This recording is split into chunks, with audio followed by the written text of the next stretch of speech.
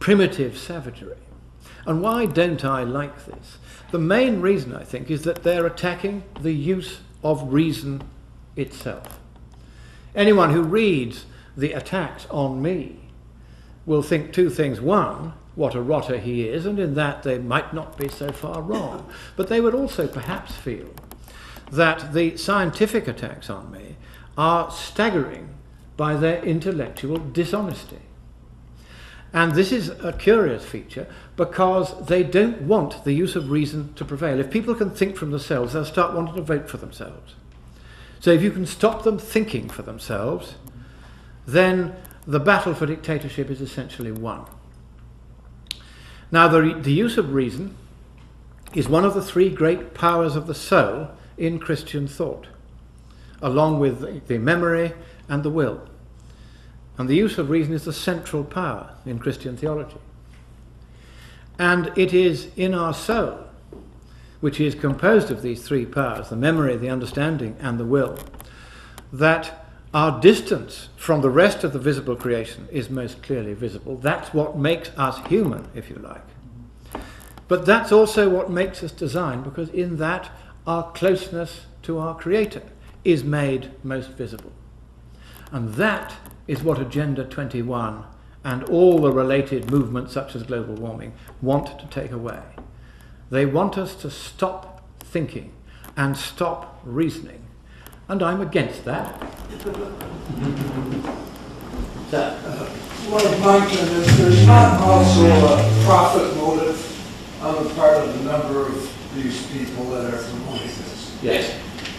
Could you illustrate some that you might think are ready with the fist? Certainly. How can you too make money out of global warming? Well, the first thing is you can set up yourself as a Vice President of the United States and then retire. And then you can make a bad sci-fi comedy horror movie and hawk it round the schools until the High Court comes along in London and says, hang on a moment, there are rather a number of serious errors in this movie, and we're going to ban the film unless 77 pages of corrective guidance are sent round. And then you don't make so much money after that. Or you can be a duke, or even a viscount, provided you have land on which somebody can build windmills. You can take a share of the revenue from the windmills they put on your land. These will be subsidised by taxpayers generally. So just as should always be the case, the poor should subsidise the aristocracy via their taxes. I'm only joking, by the way, but I just don't say. But then what is another way to make money? Of course, you can be a windmill manufacturer, make a fortune out of that, or a solar panel manufacturer, or like Professor Tim Flannery of Australia, who is now their chief climate commissioner. He had a wonderful boondoggle a few years ago to try and dig down through the earth, pump water in through one hole, back up through the other, and the earth being hotter down below than up here, it would come up as steam and you could drive a turbine and get lots of electricity. It's called geothermal power. Well, they tried this with $1.5 million, I think it was, of taxpayers' money, and the thing blew up and blew the entire taxpayer investment. And Flannery's reward for this noble effort of throwing away $1.5 million of taxpayers' money was to become the chief climate commissioner of Australia. Doesn't matter how wrong you get this, as long as you make the right noises. Or you can be a bureaucrat or a politician. And they depend for their income and their salaries and their pensions and their mansions and all the other luxuries and private jets that go with politics these days on the generosity of the taxpayer. So if you can invent a boondoggle like global warming, which allows you vastly to increase your regulatory powers and your taxation scales, then you do what the civil service in Britain calls increasing the tax base. And every time they say that, they slaver as they see their empires expanding and the revenues increasing. So the bureaucratic class makes money. And the media make money out of it also, because, hey, if I run a story saying climate continuing changeable, that would be true, but unexciting, and I wouldn't sell many papers that way. But supposing I said, planet doomed sensation, pictures, pages 4 to 37, I'm going to sell shed loads of papers and make lots of money. So which side is the press going to be on in this story? Always the side of the alarmists, and they're going to make a lot of money out of it until the truth begins to dawn. And the very fact that Agenda 21 has now been set up and started running shows that they've all realised that the global warming boondoggle, bandwagon and gravy train are all about to tip into the gulch, and they need to find some other way of trying to extract vast amounts of additional taxpayers' money from us. Well, they failed with global warming, they will fail with Agenda 21.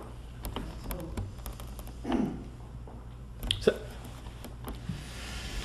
I'd like to preface what I say. no, just a question. Sorry? Just a question, please. Okay. How will we know if and when we have global warming? We've had global warming since the Ice Age, the glaciers have been melting. Very good question. How will we know if we're contributing in a significant fashion? How much of a planet do we have to burn for it to heat up? And how fast do we have to do it? Right, very good. How much global warming will we get, and how will we tell whether that's us or something else? The fact is that until thousands of years have passed, we won't know, if you believe the official analysis of the IPCC, because they say that the global warming we trigger now will not be complete for 3,000 years. So not all of it will happen within our lifetimes anyway. But then it's very difficult to distinguish, in fact it's impossible in the state of science now, to distinguish between warming caused by a natural recovery from the Little Ice Age. That recovery began in 1695. Madam, even you are too young to remember that. And so 1695, and it's been going on at various rates ever since. How can we tell whether that natural recovery of temperatures has stopped and we're now getting something additional caused by us? Well, one possible metric might be to say, was there a medieval warm period? And was it warmer than today? Well, something like 1,200 scientists from more than 600 institutions in 44 countries have contributed to papers over the last 25 years providing evidence from the paleoclimate record, from everything from sediments to stalagmites to ice cores to boreholes and various other ways, that the medieval warm period was real, was global, and was warmer than the present. If they are right, then today's temperatures are not exceptional, in which case it's very hard to say that at the moment we can discern any human influence on global climate at all. And that was the original conclusion of the 1995 IPCC report, as submitted by the scientists. For the second time they said we can't actually distinguish a human signature at all. Now the bureaucrats took one look and said, we can't have this. This is unacceptable. They'll close us down if we're saying for the second time that we're not having any influence on the climate. So they got one scientist to rewrite it. And all 5 references to the statement that we couldn't discern a human influence on global climate were taken out. 200 consequential amendments were also made, and a single new statement was inserted which says it is now clear that there is a discernible human influence on global climate, the precise opposite of what the scientists who had written and submitted the final document had said. So the answer is that science is with us in saying you can't tell the difference between anthropogenic and natural warming, and one of the reasons why you can't is the anthropogenic warming is small enough that certainly over the last 10 or 15 years there hasn't been any global warming in total at all, because presumably there is some natural factor such as a decline in the activity of the sun which is now countervailing against the comparatively gentle upward pressure on temperatures which our addition of CO2 will cause. Bottom line, there is no problem with the climate. Even if there were, it would be cheaper and more cost effective by hundreds of times over to do nothing about it than to pursue the present mad policies to try to forestall it. And therefore the best policy to address the non-problem of the climate is to have the courage to do nothing. Ma'am. I find it entertaining that we've had such monumental changes in climate, like the carboniferous, before there were ever people on the earth. All this happened without people. Now, Madam, she's harking back there to the carboniferous, which she remembers well, and reminding us that temperatures then were quite a bit higher than they are now. And in fact, for most of the last 750 million years, and she will join me in agreeing with this, there has been temperature most of the time has been around 8 Celsius warmer than it is today. At no time has it been much below 8 Celsius colder than it is today. And we are around about in the middle. So we haven't seen much of a variation in temperature up or down from that central line over the last 750 million years, despite the enormous influences of changes in the sun, intergalactic dust, impacts of meteors and comets, huge supervolcano eruptions, and changes in the eccentricity, obliquity, and nutation of the Earth. All of these things have exercised over the millennia major influences which have only resulted in extraordinarily small changes in temperature. In absolute terms, less than 3% up or down from what we infer was the mean temperature over the last 750 million years, which is roughly the temperature which we enjoy today. So the idea that by altering the composition of the atmosphere by 1 part in 2,000, converting it from oxygen to carbon dioxide over the next 100 years, we are suddenly going to fling the Earth into some new and strange state that it's never seen before is plainly barking nonsense. Thank you for your question. Sir? Could you comment on the issue of Islamization in Europe and the demographic implications that there may be? Certainly. In Russia, this year, the number of Muslims, for the first time, outnumbered all others in the population. Really? The number of? Muslims. And this is also about to happen in France, probably in 10 or 15 years. It will happen in Britain within 30 years.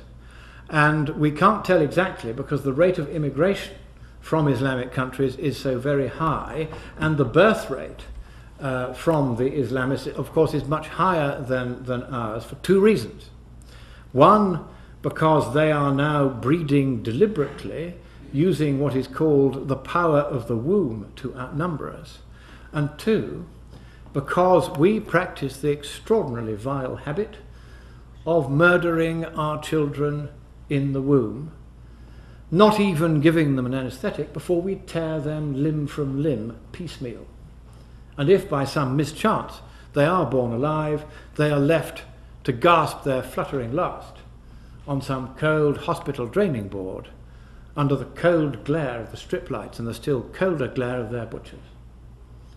We are killing the West in the most direct way possible by killing very large numbers of our children.